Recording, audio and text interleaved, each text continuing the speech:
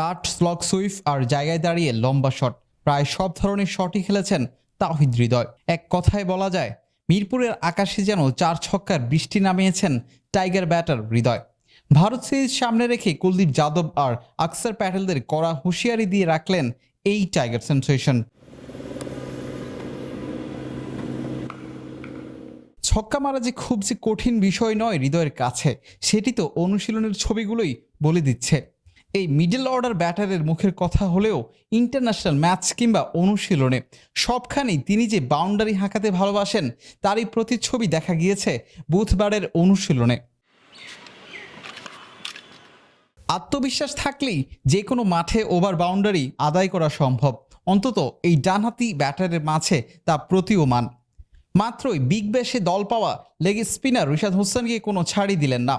হৃদয়ের দানবীয় ব্যাটিং শুধু চেয়ে চেয়ে দেখা ছাড়া আর কোনো উপায় ছিল না রিশাদের।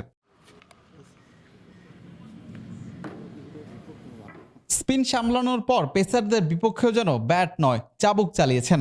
পেসারদের পরীক্ষায় পেয়েছেন লেটার মার্কস। ফিসকে তো রিভার্স স্কুপ খেলতেও চেয়েছেন হৃদয়। ছবিটিতে শটটি মিস করলেও দুইবার সফল হয়েছেন।